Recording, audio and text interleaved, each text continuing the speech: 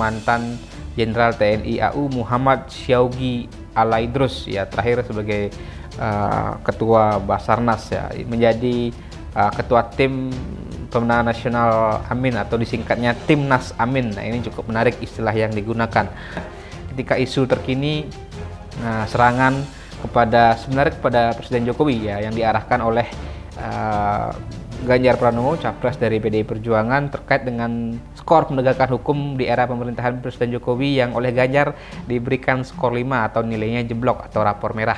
Nah, Nusron Wahid selaku sekretaris TPN menjawab kenapa tidak ditanyakan kepada Pak Mahfud MD, karena dia yang paling bertanggung jawab selaku Menko Polhukam. Nah, pertanyaannya apakah dari 3 tim ses atau tim pemenangan ini dengan tadi ada komposisinya masing-masing, siapa kira-kira yang paling kuat atau yang bisa lebih efektif melakukan pergerakan?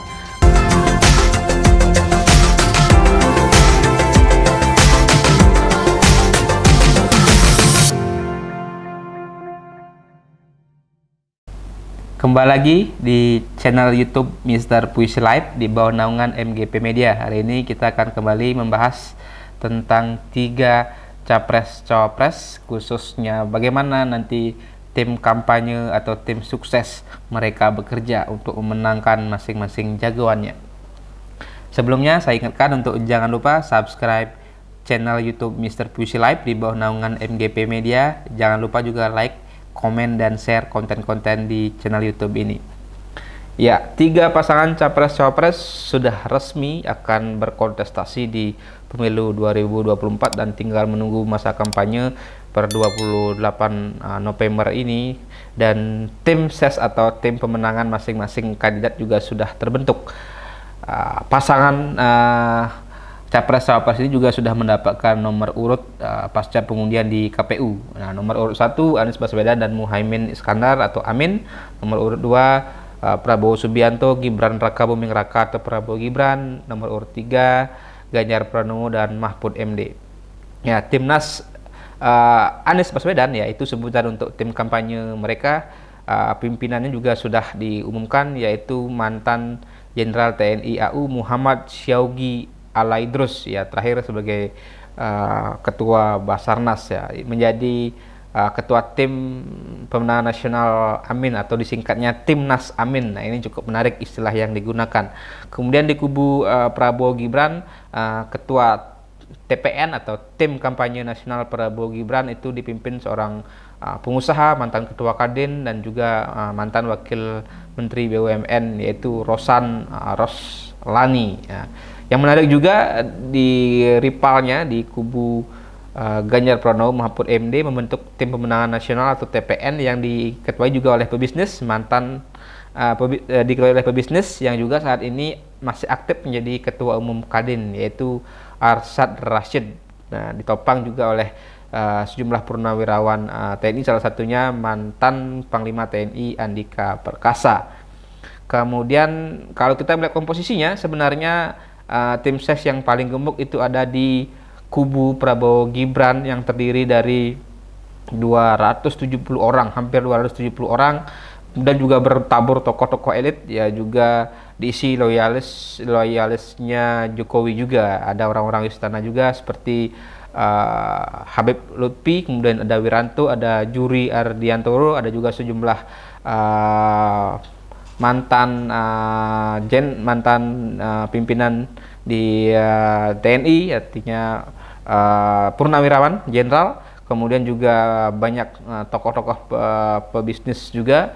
Kemudian elit partai dari koalisi Indonesia Maju, di sana juga ada misalnya AHY sebagai salah satu bagiannya. Ada juga di sana ketua-ketua partai, ada yang lain dari Golkar misalnya, juga ada Erlangga Hartarto.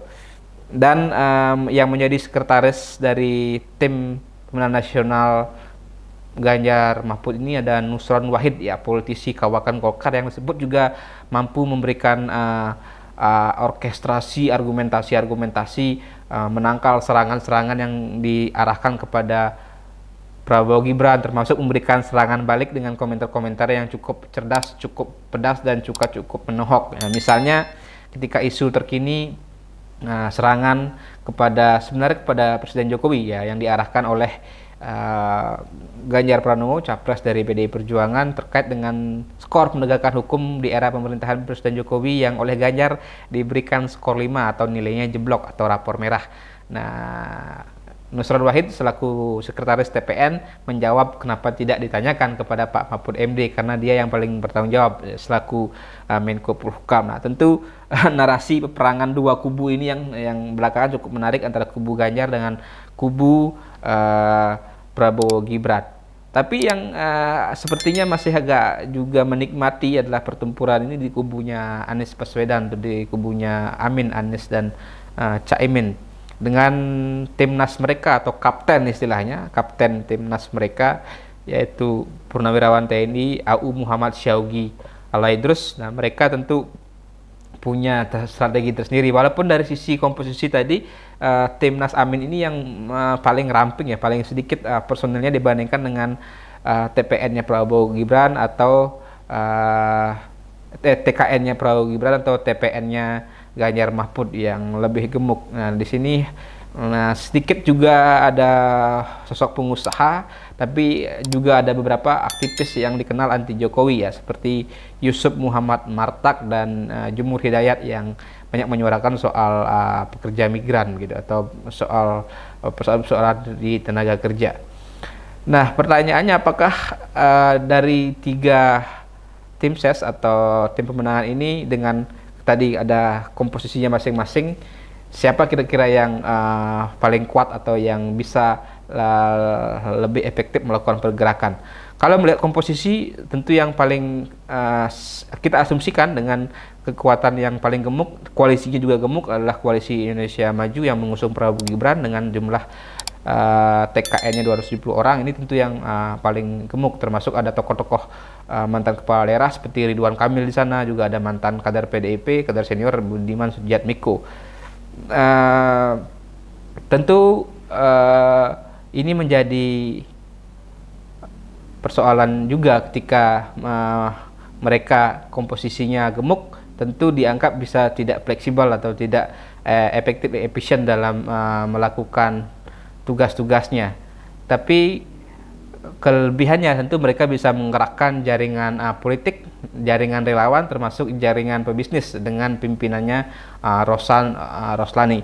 Kemudian dari sisi Ganjar Mahfud juga mereka bisa menggerakkan jaringan-jaringan pengusaha ya, apalagi ketua tim pemenangannya adalah saat ini ketua umum Kadinnya aktif, Arsyad Rashid, dan ada juga tokoh-tokoh partai di sana. Ada juga mantan Panglima TNI Andika Perkasa yang bisa memberikan gambaran mungkin secara politik teritorialnya seperti apa.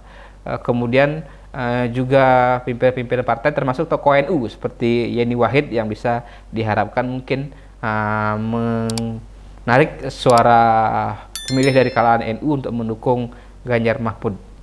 Sementara dari sisi Amin, Anies Muhaimin, timnas Amin, karena lebih ramping, mereka dinilai bisa saja akan lebih efisien dalam pergerakan, lebih efektif dengan garis komando yang tegas dari Syawgi Alaidrus, dan juga strategi-strategi yang mungkin akan bisa lebih terukur. Tapi juga ada kelemahan dari timnas Amin ini karena dianggap tidak banyak didukung, ditopang oleh kalangan pebisnis ya. Mereka juga dikhawatirkan akan terkendala soal finansial. Pasangan Amin ini berbeda halnya dengan pasangan Prabowo Gibran yang bisa saja mendapat banyak sokongan dari pengusaha, termasuk juga dari sisi Ganjar. Namun tim Ganjar Mahfud juga dinilai punya kelemahan tersendiri, apalagi juga dengan posisi mereka, dengan narasi-narasi yang diambil ketika mereka harus berseberangan dengan Presiden Jokowi. Tentu ini juga bisa menimbulkan resistensi dari pemilih-pemilih loyal, pemilih-pemilih setianya Jokowi. Namun mereka masih bisa memanfaatkan kekuatan dari jaringan menteri yang dimiliki di kabinet Jokowi. Jadi mereka masih memegang sejumlah kementerian yang strategis, Hal itu juga yang terjadi di TKN dan di Prabowo Gibran, artinya di sisi koalisi Indonesia Majunya mereka masih punya sejumlah menteri yang tentu mungkin bisa saja menggerakkan memobilisasi kekuatan-kekuatan di bawah. Ya, yang paling sedikit ya tentu di kubu Amin, walaupun mereka juga ada sejumlah menteri seperti Kementerian Desa yang cukup strategis yang dimiliki oleh PKB, Menteri Desa, kemudian juga di Nasdem masih ada LHK, Menteri Lingkungan Hidup. Ya, walaupun tidak secara kementerian mereka pasti menyatakan dukungan, tapi personilnya artinya menterinya tentu mesti punya kekuatan jaringan untuk memberikan benefit atau keuntungan elektoral bagi kandidat capres-cawapres mereka. Nah, tentu tim kampanye ini tidak hanya dari sisi personilnya yang tadi dengan kekuatan masing-masing, tentu yang menjadi kunci adalah bagaimana mereka mengelola isu-isu strategis yang akan menjadi narasi, baik itu untuk menyerang lawan maupun untuk menarik simpati publik. Tentu dibutuhkan juga strategi komunikasi yang efektif dengan juga penggunaan media-media mainstream maupun media digital, media sosial untuk menyampaikan pesan kampanye, termasuk bagaimana nanti menganalisa data, big data secara cerdas untuk menjadi bahan narasi kampanye politik. Dan yang lebih penting juga manajemen citra, manajemen impresi, bagaimana mereka mencitrakan capres-cawapres mereka sebagai sosok yang memang tepat dibutuhkan oleh Indonesia, bagaimana memanage reputasi capres-cawapres agar terhindar juga dari serangan-serangan black campaigns ataupun negative campaigns. Selain juga mesin-mesin partai harus mereka mampu gerakkan berkoordinasi dengan masing-masing elit politik, ketum partai di masing-masing koalisi dalam hal melakukan mobilisasi pemilih. Dan tentu yang lebih penting juga adalah bagaimana mereka menyiapkan mitigasi manajemen krisis, karena dalam 2-3 bulan ini apa saja bisa terjadi. Bisa saja ada capres-cawapres yang melakukan blunder sehingga persepsi publik berubah, suara bisa berubah, apalagi masih ada sekitar 20-30% pemilih yang belum menentukan pilihannya atau undecided voters. Nah, ini yang bisa menjadi kunci kemenangan juga bagi siapapun capres-cawapres yang ada.